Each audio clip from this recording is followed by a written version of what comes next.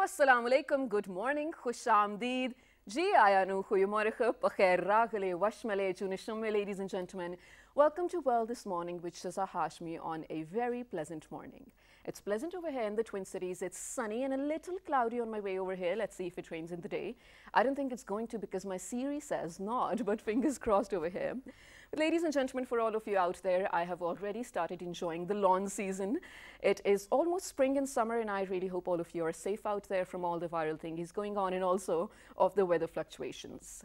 Speaking of the viral thing is going on, ladies and gentlemen, there's a massive panic going on in social media because of the coronavirus. And while it did start from China, well, I feel like a lot of countries are not safe anymore. One of my friends lives in Seattle, and he was tweeting last night that 6 cases in his neighborhood have been confirmed of coronavirus. Just imagine that. It's just insane. And the type of hysteria created, especially in the Asian countries closer to China. The borders have been cordoned off, and a lot of, well, investigation has been going on in terms of, the people that have already developed the virus, and isolation is sort of, they are told to observe isolation in terms of saving the other species, saving the other human beings as well. I was actually reading the news in the morning which said that the Louvre Museum in France is also closed off because of the threat of coronavirus spreading. And actually there was an event that I was going to host. This was in line with the Women's Day next week. That event is also cancelled because of coronavirus. So ladies and gentlemen, while early in the morning, I really don't feel like spoiling your day, warning you about things that are going on, but you really should be cautious. I think this was last week as well that Shazad and I were giving out messages on where you can find the right kind of face mask and where you can, how you can actually avoid developing the coronavirus. But here's the thing, please avoid public spaces anymore. Do not, find yourself in a market or anywhere crowded, because you don't know who is infected and you really don't know where people are coming from, what type of bacteria and germs they might be carrying. So just avoid going to crowded places where just one person just randomly may sneeze and, give on the virus to other people as well. It really depends on you. It's not a big issue, I want to say at this point, because doctors themselves say about 97% of people do fully recover from this virus. So I really hope all of you are safe out there. Pray for me as well, my entire team as well, and I pray for all of you as well, entire country and the entire globe. Well, ladies and gentlemen, today we are talking about something so important, something so close to my heart. And being a member states of the United Nations today, we are observing the International Wildlife Day. And this is an annual thing now. It started early in the 2000s. The concept of it, although, started in 1970s. But we have been observing this for quite some years now. And there's always a reason we do that. I'll tell you what. Now, this world is going on, the entire universe actually, for hundreds and thousands of years before even we were born, and hundreds and thousands of species have actually seen the face of this planet, or belonging to all types, underwater, above water, and even the ones that we know as birds.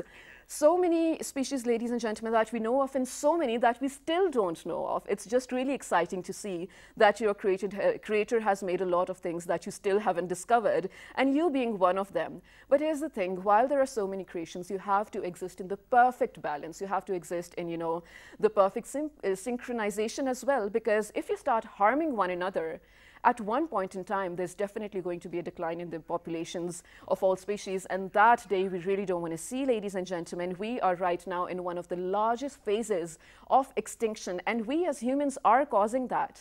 Before I give a lot of things away, ladies and gentlemen, we have a very informative report for you. Let's take a look at it, and when we come back, we're going to start the discussion for wildlife conservation. Our planet is home to every life form we know. These come in all shapes and sizes, from the most unfamiliar to the ones you see every day. We're not always the kindest neighbors to each other, but we all share the same roof. We depend on one another for the air we breathe and the shelter we need. We need one another for food and sustenance. We share our habitats in close proximity, even when we don't see each other, even when we act as predators to each other. Humans are no different. We depend on wildlife and on the planet's rich biodiversity for our survival and well-being.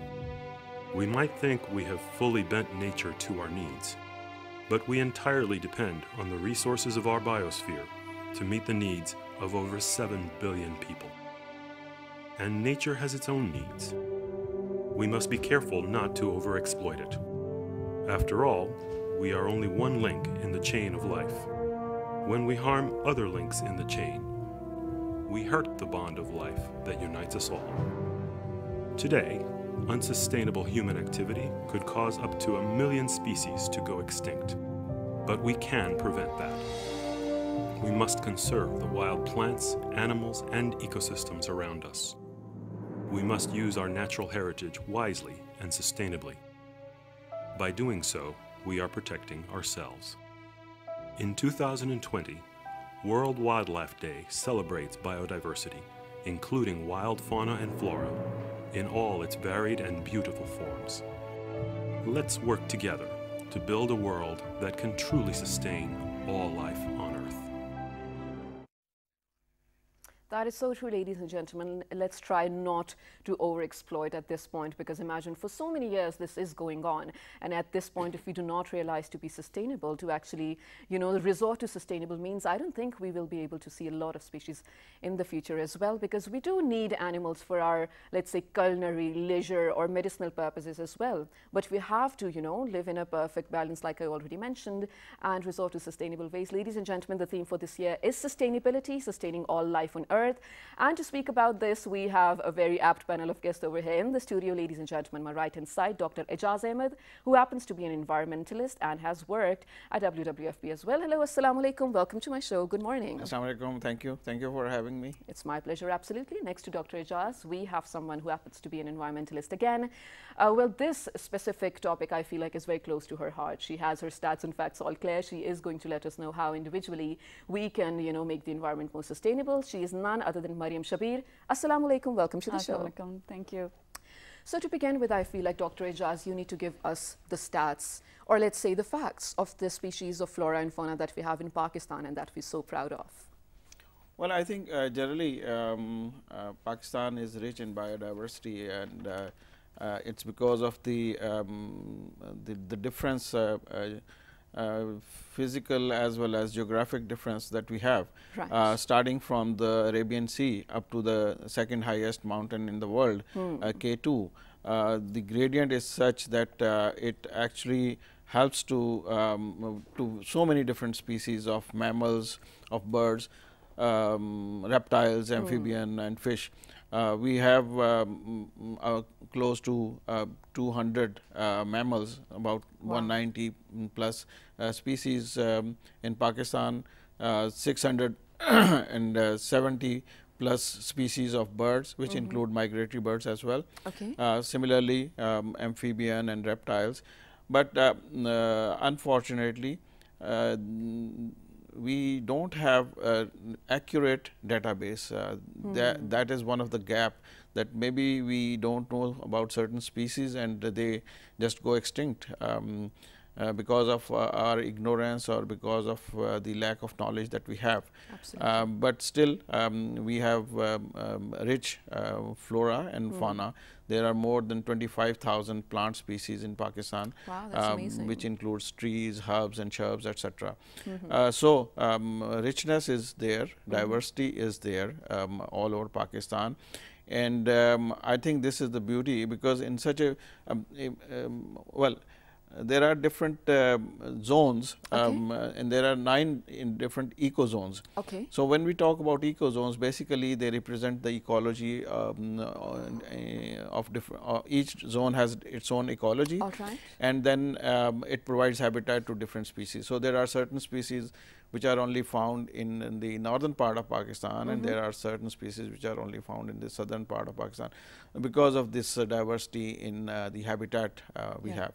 That's amazing. And I actually want to dig in deeper, about the species that you mentioned and the ecozones that you have identified. But before that, moving on to you, Mariam, I mentioned in the beginning that we are right now facing one of the largest phases of extinction. And if I'm not wrong, this is probably the 6th largest going on ever since the world was created. Specifically talking about the case of Pakistan, being an environmentalist, what do you feel like, how have we caused this extinction? I think a lot has to do with overpopulation, of course. When human population increases, Right. We have to cut down trees to settle into big houses and homes, and unplanned urbanization. And I also want to mention about very important factor, climate change. It also of course have impact on wild flora and fauna, because it does have impact on their habitat. And cutting of trees, then agricultural practices, you know, everything has to do with their habitat. Once you cut down trees and disturb the habitat of flora and fauna, then they become lesser in number, whether it's wildlife, animal or plants. And then if those are not maintained or managed or taken care of, then it goes at the verge of extinction. And that is just so sad, actually. And you know, all the factors that you have mentioned, even if we want to disagree with it, we are directly or indirectly contributing towards that. And, you know, especially unplanned urbanization when we speak of that. So, you know, ever since I was a child and growing up in Pakistan, I feel like we were always told Lahore Zoo is the best and they have all sorts of species and whatnot. So, you know, us siblings, we always used to sort of convince our parents to take us to the Lahore Zoo. We'd never been there, but we were just so excited. I had not seen a giraffe, I had not seen a zebra, and I wanted to go. And we finally went there, and the first board said that giraffes don't exist anymore over here because of the plastic that people were feeding to them. Yeah. So I never happened to see a giraffe, unless of course I went abroad and I saw flamingos and giraffes, and I went crazy over it. And you guys believe me, imagine an adult going crazy over these beautiful things, because we never got to see them as a child. Yeah. So Dr. Saab, now you tell me, all the species that we've lost in Pakistan, let us know about it, the precious ones as well. Well, I think over a period of time,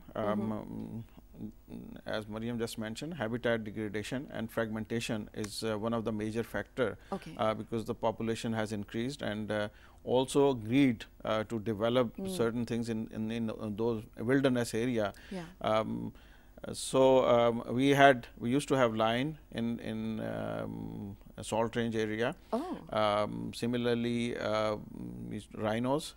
Tigers. Wow. So these species, these are recent extinctions, about 200 years ago, 300 years ago. So when we talk about extinction, 200, 300 years are it's just so like rapid. Minutes. Yeah, it is very rapid. Exactly. So these are some of the species. Gavial is another species which we recently, actually about 10-15 years ago, we lost that.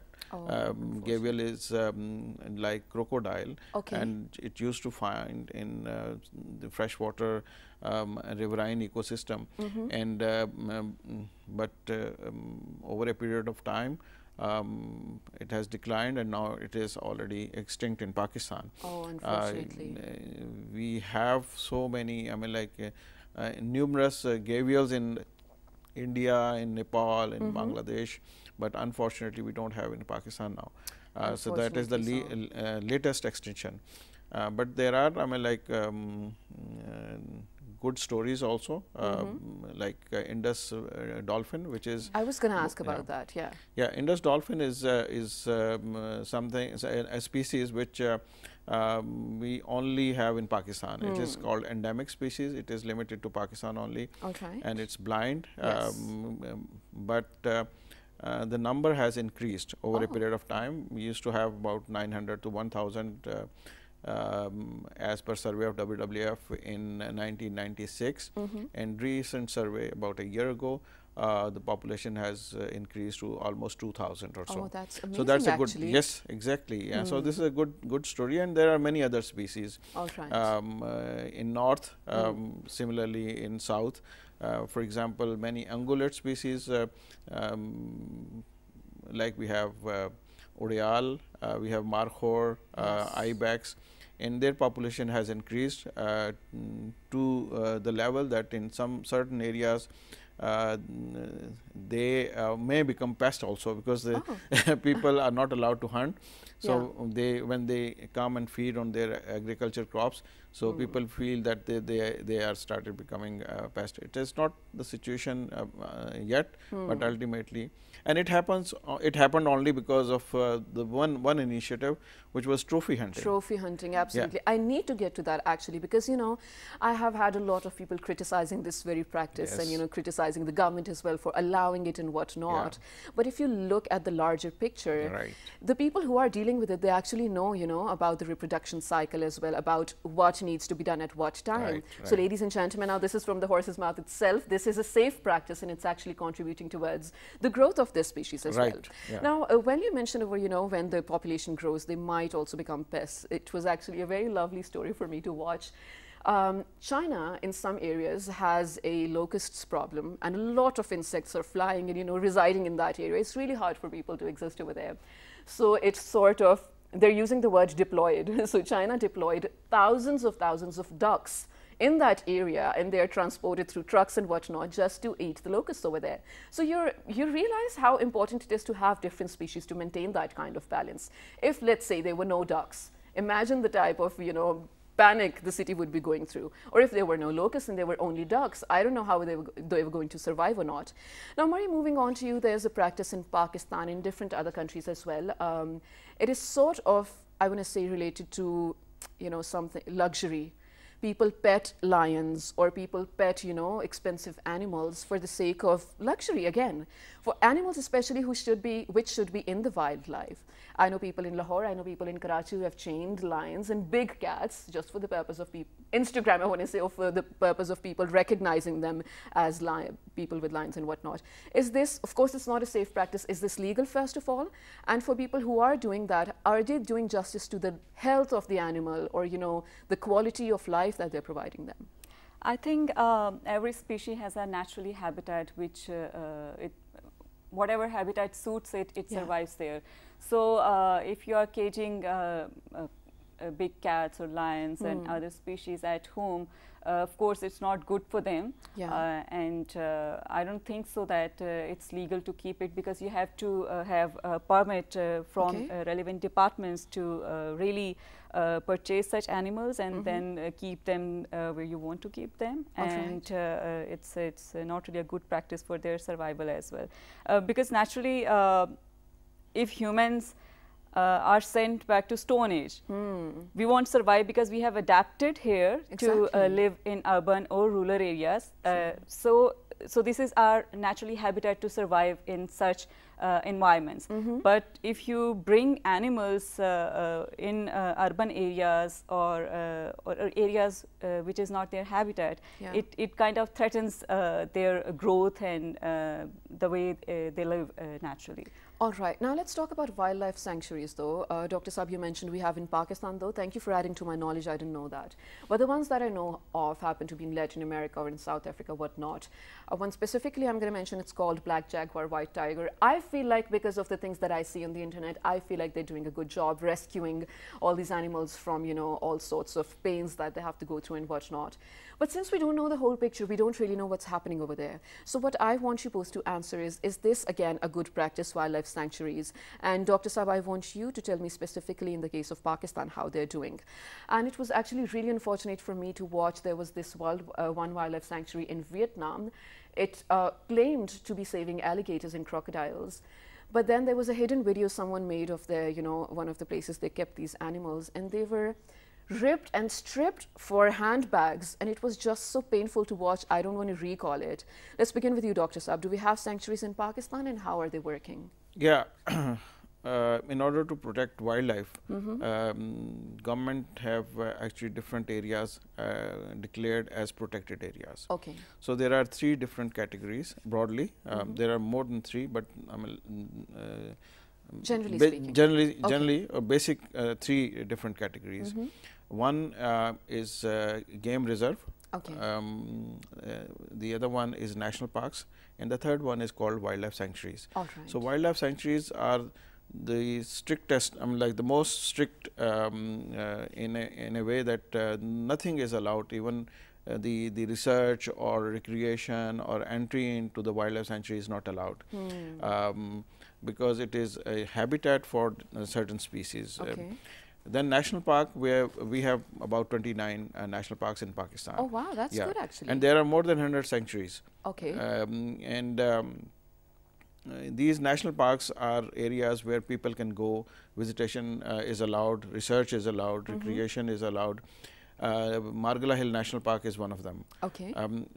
And the third one is game reserve, where people are allowed to go and hunt certain species with license, and there is a bag limit to that.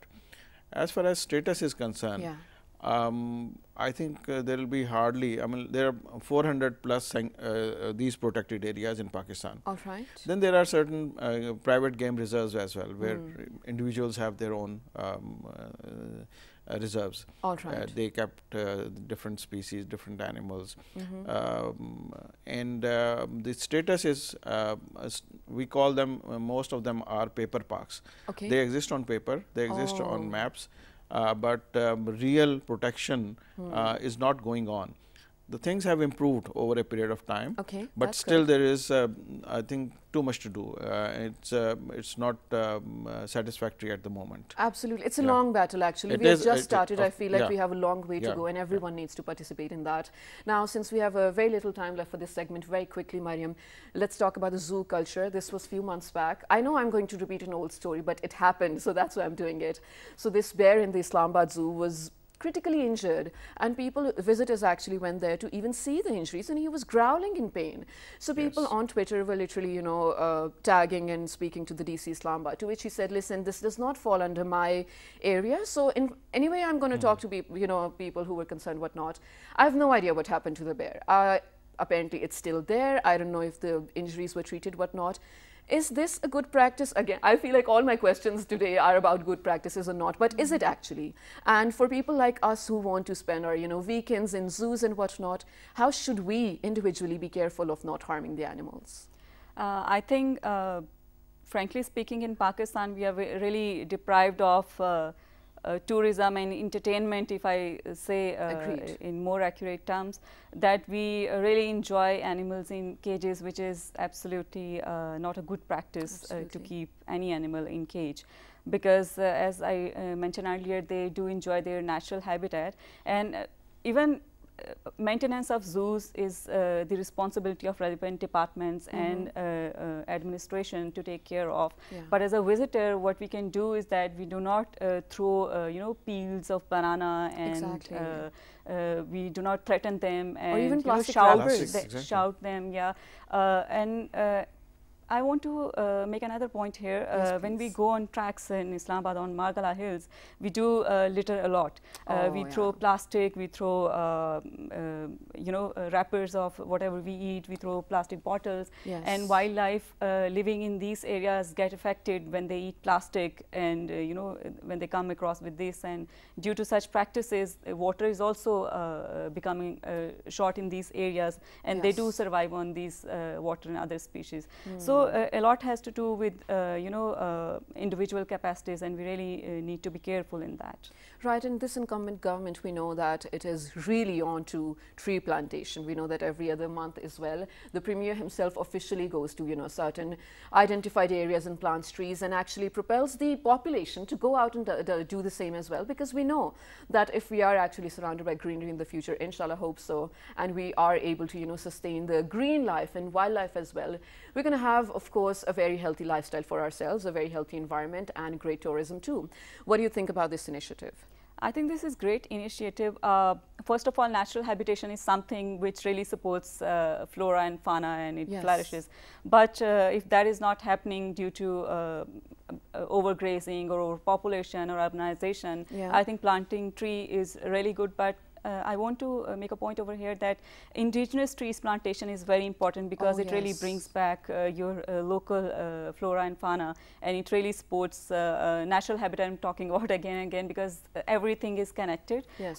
And when you plant relevant tree in relevant area, it really brings back a lot of, you know, species over there. If you plant local trees instead of paper mulberry in Islamabad, you plant local trees, indigenous trees over here, it will bring back butterflies and fireflies, which we used to see in our childhood, but we don't see anymore here in Islamabad. So indigenous plantation is really important. That's actually a very good point. I would like to see that in the future, right? Because we did as children see all of those things, Yes. but for the future generations to come and not be able to see all the beauty that God has created, I think it's very unfortunate. But Dr. Saab, towards the end of the segment, I want you to sort of give out a message to everyone out there about sustaining all life on earth, sustainability, the theme for this year. Yeah, I think it is important because nature has created certain things which basically are for humanity. I mean, like for Right. example, when we talk about butterflies, when we talk about honeybees, they are all pollinators,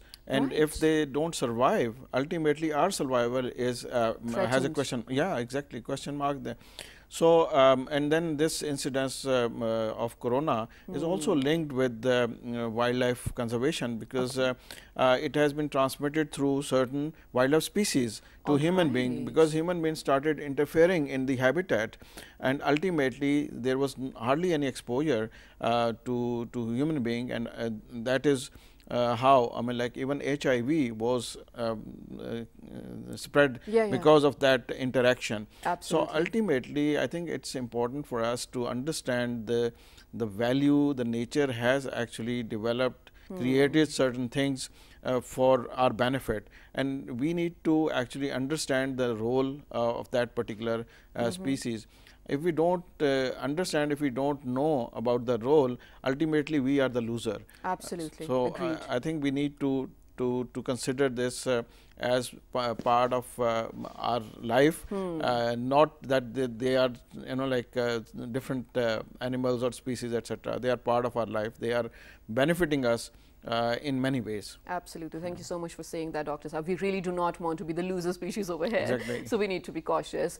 Mariam Shabir, thank you so much for being here. Dr. Ijaz, ladies and gentlemen, we were speaking about wildlife conservation, especially in terms of Pakistan, where we have lacked and, you know, left our bad footsteps, I want to say, in the print of this life in Pakistan as well. How we can improve that as a society, as an individual even, how you can contribute towards wildlife conservation.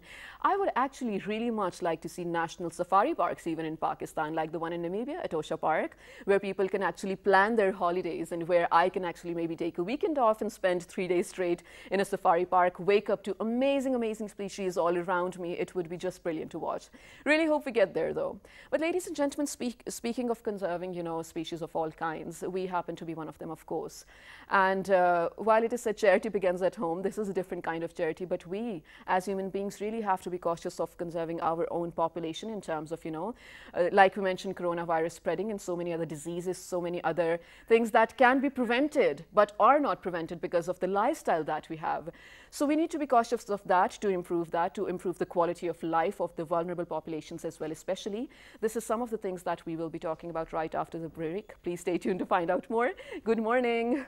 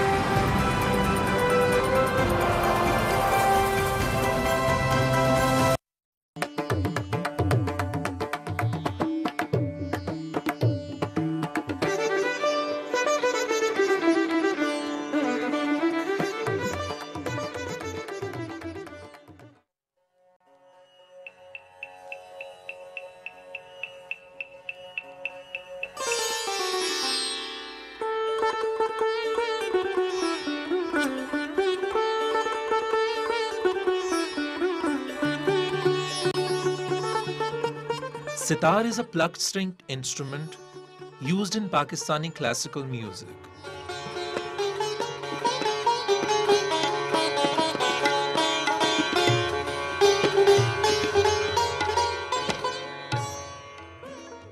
The instrument flourished under the Mughal Empire.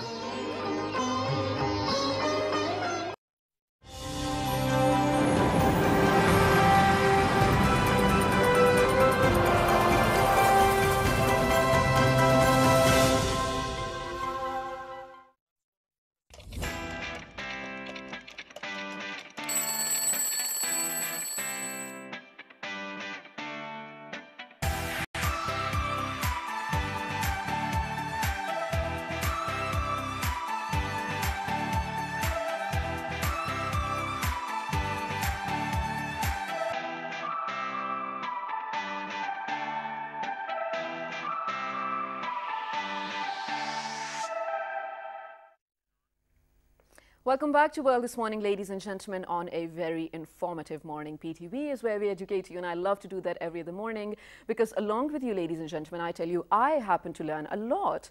And this is what we're going to be doing in this segment as well. So if you remember, before going out on a short break, I was speaking of how you can actually, do something or conserve or provide the right kind of quality of life to the vulnerable populations around you as well. And when we speak of vulnerable populations, ladies and gentlemen, we do categorize infants, toddlers, children of all ages, especially under 16, women especially, older people too, under the vulnerable populations as well. So in this segment, we are specifically going to be talking about young mothers, old mothers, first-time mothers, mothers at all, infants as well, toddlers, whatnot. This is going to be about pre and postnatal care. I'm not going to give a lot of it away because I'm going to be digging into the conversation itself right now, ladies and gentlemen. On my right hand side, I've been joined by Mr. Saidul Hassan, who happens to be the Executive Director for Human Development Foundation. He's also a writer, a poet, a development practitioner. Assalamu alaikum, welcome to my show. Walaikum, thank you so much for having us here. Next to Mr. Saidul Hassan, ladies and gentlemen, we have a public health nutritionist, and she actually has started a campaign that we need to talk about. It's called Omid Se Aage.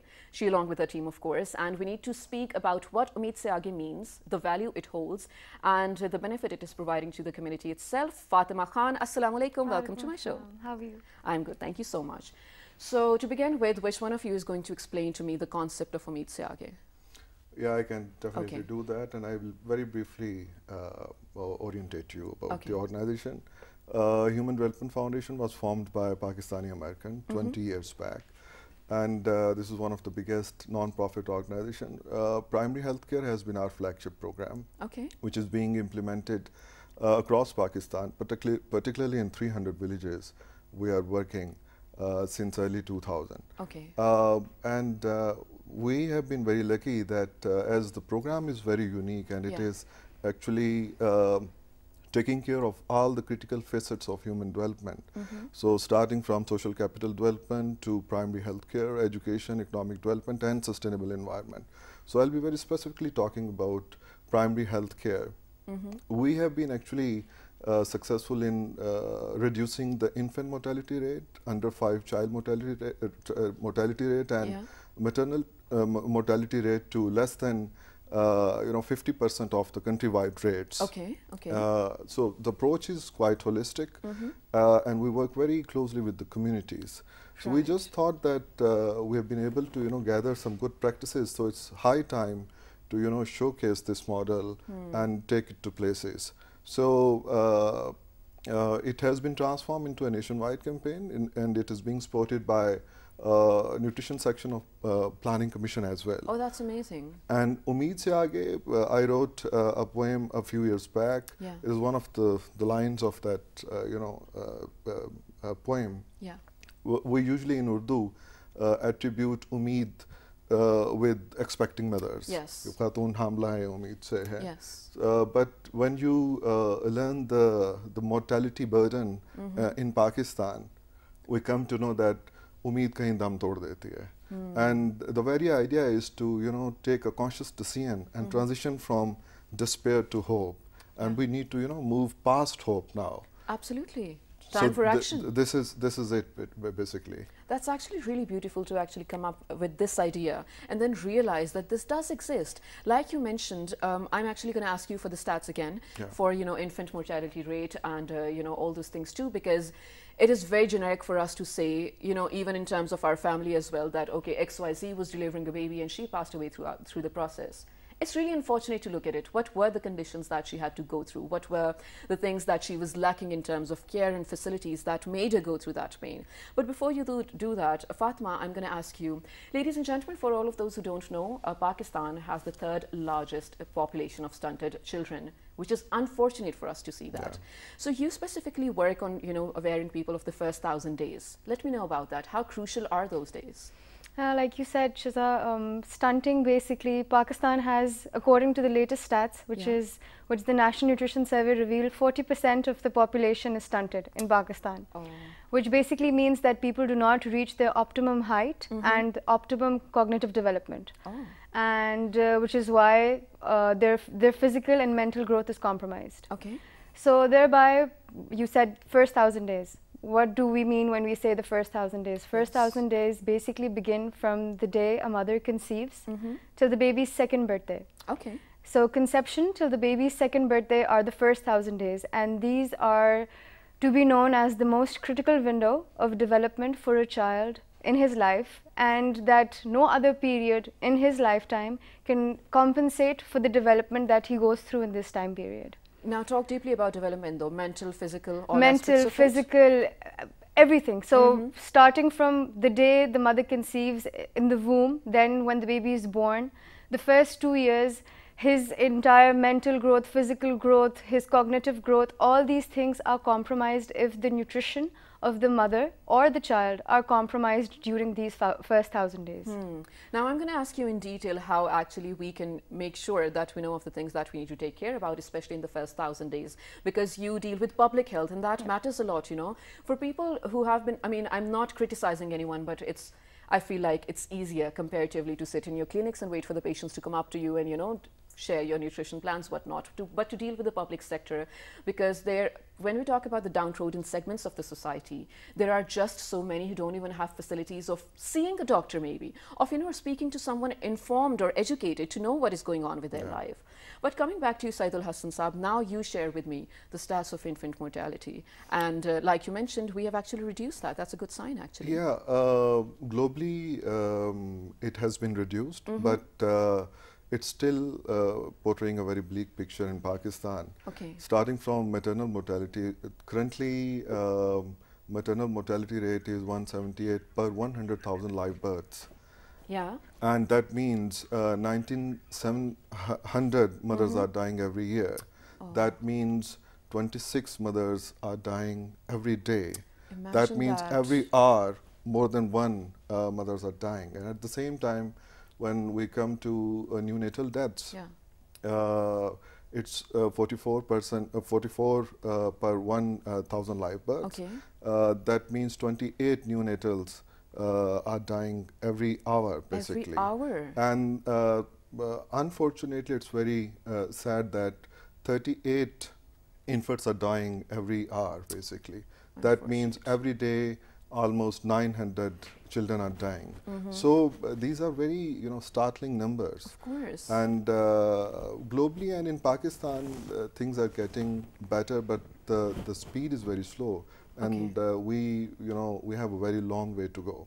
All right. Now you have been working, or let's say set up your organization's branches in 9 districts, if I'm not wrong? 8 districts. 8 districts, all right. And you're going to expand as well. Yeah, absolutely. Now, because you have first-hand knowledge or the first-hand research of all these areas, you tell me, I think it's very easy for us to just criticize the government or just criticize the public sector for not providing these health facilities or medicines like you mentioned. Now, you've been to all these places. What are the real issues that withstand us? Actually, the basic issue is the lack of awareness, basically. Okay. And there have been issues related to personal and social hygiene. There are issues pertaining to basic health facilities. Okay. Now there has been a good initiative at the government's end that they are transforming BHUs into model community health centers. Okay. And they are being fully resourced with and backing it with digital technology as well. Need of the hour. Need of the hour, basically. There have been good efforts, and there are multiple consortiums and networks, as we are part of Scaling Up Nutrition Civil Society Alliance as well. Okay. So it's an alliance of over 200 organizations which are working across Pakistan. So I think media can play its very critical role in, you know, awareness. In awareness raising. Absolutely. But when it comes to the basic issue, it is directly related to education as well. So everything is dependent on everything, basically. Right. So climate change, economic developments, poverty, there are underlying issues related to multidimensional poverty, inequalities, fiscal inequalities, gender inequalities, and access to basic or essential facilities, basically. Right. And there is a whole issue of governance and social accountability as well. But I think everything boils down to knowing their own rights, and awareness. So this campaign is primarily about, you know, raising awareness about such issues. All right, that's just brilliant. Now, Fatma, coming back to the 1,000 days. Now, we have generally spoken of, you know, the issues that we know would stand in certain districts as well that you guys have went to too. So, for the awareness purpose again, what do women especially need to know, or what do men dealing with those women need to know who are bearing a child in terms of nutrition and in terms of their general health? So, like you said, that, you know, people who are vulnerable and do not have access to basic facilities, extravagant healthcare, where they can actually go see a nutritionist, because a nutritionist does not sit at any BHU, any RHU, any government health facility. You barely have nutritionists there. Yeah. So the basics of what we do not understand, that malnutrition is not something that only the poor or the vulnerable face. In Pakistan, right now there is a triple burden of malnutrition, where there is overweight, underweight, and there are micronutrient deficiencies, which means that there are people who are obese. There are people who are there are people who are skinny, they're underweight, and there are people who look perfectly fine physically but are somehow lacking in some vitamin or mineral and have some deficiency in them. All right. So how I can put this is that the first 1,000 days are a time period when a baby is being born from scratch, right? But the problem is that in Pakistan, especially in Pakistan, it's a male-dominant society where the health and the nutrition of the male person in the family is more, you know, it's something, yes, it's superior, something that people give more focus to. Agreed. If a girl is malnourished throughout her adolescent period, if she is undernourished and she has, let's say, even something as small as a vitamin A or vitamin E or vitamin D deficiency, her baby's health will be compromised. So we basically need to start from women of reproductive age, and after the age of 15, a woman enters the reproductive age. Right. From where onwards, you need to make sure that your child is given, you provide them a balanced diet where you give them proteins, carbohydrates, fats, fruits, vegetables, water, etc. Everything that falls under a balanced diet. Right. Fatma, I'm going to add one more question, then of course you can continue with the answer too. When you speak of the balanced diet of a child, breastfeeding, which used to be which is still, I want to say, popular in so many cultures as well, but in the urban areas, it is a reducing practice. I don't know why, for what factors, but the fact that we need to focus upon is it does add to the, you know, health of the child, but also to the health of the mother. Please do shed some light on that. In Pakistan, less than 50% of women breastfeed their children, and it's not that's a bad thing. It's extremely. So it's not just the urban areas. In Pakistan, even the rural areas, the practice of breastfeeding has fallen down. It has declined. Women now think that it is a status symbol to provide their children with infant formulas and milk that comes out of a box instead of breast milk. A woman should breastfeed her baby till 6 months exclusively, which is known as exclusive breastfeeding. As per WHO, that is at least 6 months. As per WHO, you're supposed to exclusively breastfeed your child for 6 months, and for 6 months your child does not even require water. Yes. Breast milk is sufficient for your baby.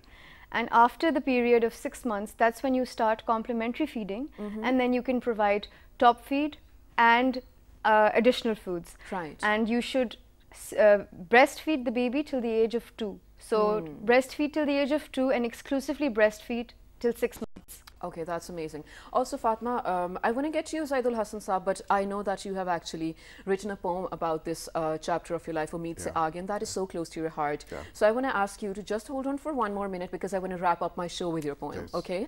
But Fatma, now coming back to the areas that you guys have identified, and you guys are, you know, imparting knowledge and education to people living over there. But do let me know, are there any medicinal facilities that you're providing to them as well? Yes, of course, because like I said, currently all mothers are malnourished in Pakistan, and without supplementation of nutritional supplements, you cannot overcome this problem.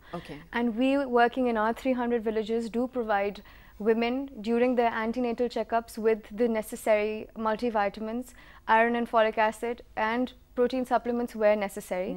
So anywhere in Pakistan where you want to fight malnutrition, it cannot be done alone with just awareness. You have to provide nutritional supplements to fight this battle. Okay, just very quickly though, can people reach out to you for, you know, questions or their queries or any sort of facilities? Of course, we want to scale up this campaign to a national level, and we want to facilitate the government and everyone across the nation, and want to fight we want to save these 400,000 lives that die every year. All right, thank you so much for being here, and thank you so much for actually raising or shedding light on something that is so close to us in our daily life, but we tend to ignore it. This was Fatma Khadan Saidul Hassan Saab talking about Omid Se Aage, an awareness campaign. Ladies and gentlemen, do find their Facebook and social media pages as well to find out more about what they're doing. I just want to say that I feel like if you have any young mothers or older mothers in your family, in your friends around you, make sure to be an extra helping hand to them. You don't know the type of times they're going through in terms of their health, in terms of their mental and physical health too. Do write us on a Facebook page with the name of World This Morning, on Twitter World This Morning without a G, Daily Motion, and YouTube also World This Morning in PTV World. And the repeat you can catch at 11 p.m. tonight. We're going to wrap up the show with Saidul Hassan Saab's poem about Omid Se Aage. Let's give it to him. The title of the poem is Ma or Main. So it's a monologue of a child who's still in the womb, and we all know that a child is connected emotionally, physically, and spiritually with his or her mother. So it's a dialogue basically. सुना है माँ तुम्हारी सेहत अच्छी हो तो मेरी ज़िंदगी बचने के इम्कानात बढ़ते हैं. सुना है माँ तुम्हारी सेहत अच्छी हो तो मेरी ज़िंदगी बचने के इम्कानात बढ़ते हैं. तुम्हें मालूम तो होगा मैं सब कुछ जानता हूँ. तुम्हारी भूख सब सोचें, तुम्हारे दर्द सब सपने जो मुझसे ही मुतल्लिक हैं तुम्हें सोने नहीं देते. तुम्हें मालूम तो होगा कि भूखे पेट रहना तुम तो शायद झेल लेती हो, मगर मुझसे बिना पानी ग़िज़ा कुछ हो नहीं पाता. मैं इतना नातवा हूँ मैं तो अक्सर रो नहीं पाता. बहुत रातें गुजर जाती हैं मैं भी सो नहीं पाता. सुना है माँ तुम्हारी सेहत अच्छी हो तो मेरी ज़िंदगी बचने के इम्कानात बढ़ते हैं. तुम्हें मालूम तो होगा कि 9 माह तक अंधेरे में मैं छुप कर सारी दुनिया से तुम्हारी सांस से लिपटा, तुम्हारी धड़कनों की लोरियों पे झूलता सोता, तुम्हें महसूस करता हूँ, तुम्हारी बात सुनता हूँ. मेरी रग रग में खून बनकर वही सब दौड़ता है जो तुम्हारा फ़ैसला बनकर मेरी खुराक बनता है. मैं वो हर जायका और लज़्ज़तें, सब ताकतें और फ़रहतें महसूस करता हूँ जो तुम पूरी तसल्ली से मुझे चश्मे तसव्वुर में बड़ी अपनाइयत भरकर कुरानी आयतें पढ़कर तबर्रुक के वाले मेरी जानिब भेज देती हो. सुना है सब तुम्हें कहते हैं तुम उम्मीद से हो. अगर ये बात सच है तो मुझे उम्मीद है तुमसे कि तुम ज़िंदा रहोगी. उम्मीदें खुद से भी मासूम सी मैं पाल बैठा हूँ. निकलना चाहता हूँ मैं हज़ारों दिन की गिनती से. मैं अब तो अनगिनत सदियों तक जीना चाहता हूँ. मेरे ये हाथ तो देखो बहुत से दीप हैं, इनमें हयात नौ के अंधिए हैं, हज़ारों कहकशाएँ हैं, करोड़ों कायनातें हैं जिन्हें मैं जानता हूँ किस तरह तस्खीर करना है. न जाने कितनी ऐसी बस्तियां हैं जिन्हें इन नन्हे हाथों से मुझे तामीर करना है. मेरे ये हाथ तो देखो मैं पूरी ज़िंदगी हूँ. मैं इसको 3 सालों में मुक़य्यद कर नहीं सकता. मैं ऐसे मर नहीं सकता. Thank you so much, Saidul Hassan Saab. This was very beautiful and I felt like it came straight out of your heart. Ladies and gentlemen, take care till the next time. Good morning.